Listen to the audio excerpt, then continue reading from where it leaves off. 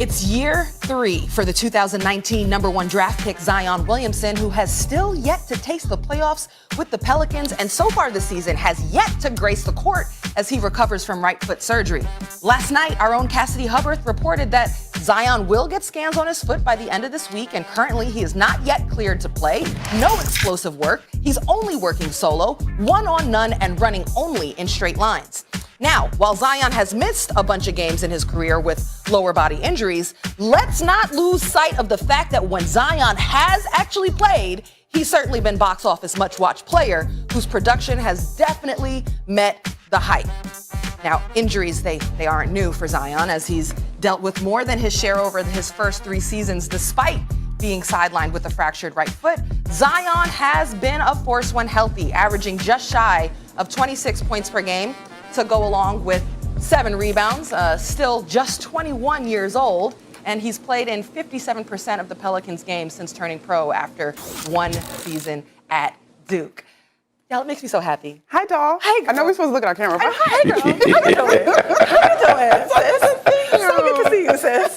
You looking like a vision right now. Thank you, darling. Thank you. The colors of everything. I'm glad to see you.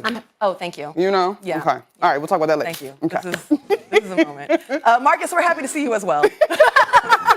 Damn, I was about to say, damn, what's up, Mark? Can I get a hello? No, I'm just playing. That's how I love seeing you black, beautiful queens embrace each other like that, man. Oh, thank you. It's from the bottom of our hearts, for real. Mm-hmm. For real. So I'm gonna start with you, Monica. Okay. So I gave you all that information. Here we go. Right, bring it on. All right, so I gave you all that information about Zion and his injuries versus his productivity. Given all of that, do you think Zion can still be the face of the NBA? Roz Spears, it is an absolute uphill climb at this point for Zion Williamson. It is incredibly difficult to be the face of something when you're on the bench. I mean, and I think, Spears, here's my issue.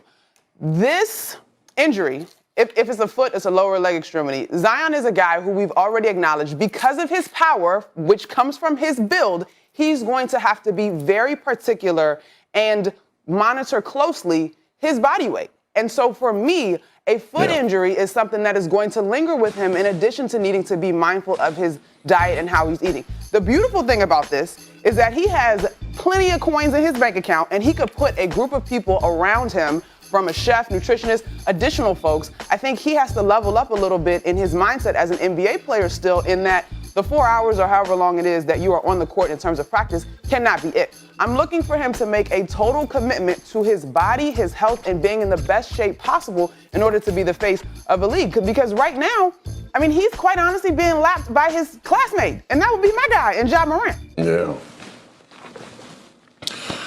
Oh my God, I got to come on here and fight for the big fellas. But man, you're right. All right, let me say that first. You're right. Okay. But the question is, can Zion still become the face of the NBA? Absolutely. And the most important part is when Roz said he's 21 years old. I'm 100% with you about making the commitment to his body. But I like how we open this up, because me and Perk talked about this on our podcast. Oh, by the way, Roz and Monica, me and Perk got a podcast, Swagoo and Perk podcast. Y'all go subscribe to that. Okay, it's fire out here. We fire out here in these streets. Okay, thanks. But here's the thing, all right, and this is what you have to, like, I wonder if people Zion is a big dude. That's the bottom line. He's a big dude. Now it's about finding, to your point, the weight in which he's optimal. Because we can't visual Zion and say, oh, he needs to be this. He needs to be this stature. They need to find his optimal weight in which he can perform and stay away from these injuries. The meniscus a year ago is the one that bothered me, because I suffered one, and that is the injury that you have to take weight off. That is the injury that, from his explosive nature, that you want to take weight off. But let me get to the point about the face of the league. I love Ja Morant. Don't get it twisted. I think Ja Morant is more of what we see, what I see as a young Allen Iverson more than anybody else in the league. When you talk about how he approaches the game, his build, and how he's explosive and not afraid to go to the cup and do whatever he's trying to do.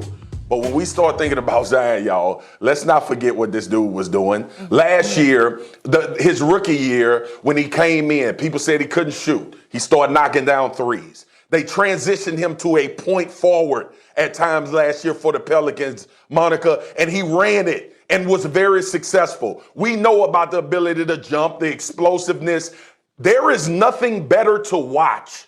And listen, this is transition from LeBron. All right, let me caveat that by saying this. It's nothing better to watch from an entertainment, excitement standpoint in a basketball game than Zion Williams when he's playing.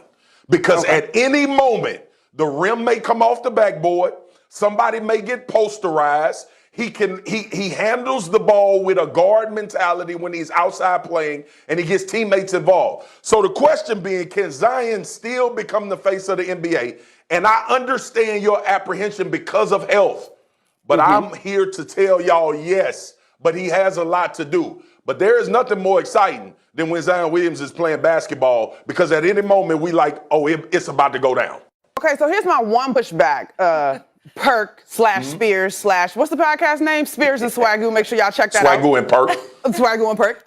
Here's my one pushback. I do think that we are in a interesting place in the league where it's going to require a certain skill set from our bigs, right, your traditional 4s and 5s, to be the face. Because when I think of Zion, the person to me that is going to be the impediment to him becoming the face of the league at that position is Giannis, right? In terms of those guys probably strike being, I mean, this is like a 5-year difference between them, but they will probably be the two that we have the opportunity to look at when LeBron and some of those guys start to head into the sunset, right?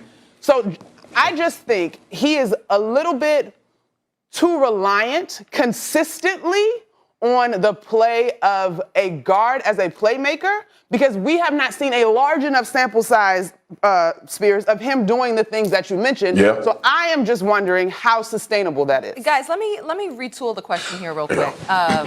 So what if we have to reimagine our understanding of what a successful season would look like for Zion because he has such a unique body? Like, what if in the future, when you figure out what the right weight for him to play is, maybe it won't be a full season is the right thing for Zion. Maybe we have to get used to him playing 2/3 of the season or a load managed season every year of his career to maximize the best of him. If that were the case, because he is such a unique body, could he be the face of the league without playing a full season every year? Ooh, Roz. Nope. I don't he like could that. not. I don't like it. Like, think about this, Roz, that question you just asked, right? And think about a year or two ago when we was having this conversation about Kawhi Leonard. Yep. And Kawhi was balling. We had people talking about Kawhi, the best player in the NBA. Max said it on this show a year ago. But people were in that same vein. I'm a LeBron guy. Let me just get that out there. I think LeBron the face of the league till he leave. Okay? But the bottom line is your availability, and Perk talked about this too. Your availability now is becoming so prominent in the NBA to where night in and night out, if you're gonna carry the torch, if you're gonna be the next guy that LeBron passes it to, you're gonna have to play games, and a lot of them. Because the one thing we constantly talked about, not only with MJ, not only with Kobe, when you showed up to the stadium, they were playing.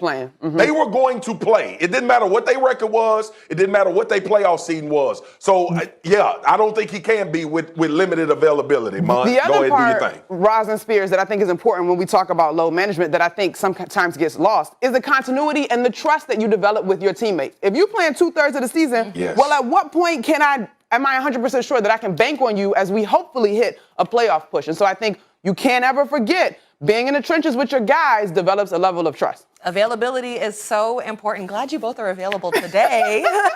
All right, let's put a pin on this. We'll take a break right now because still to come on First Take, which team is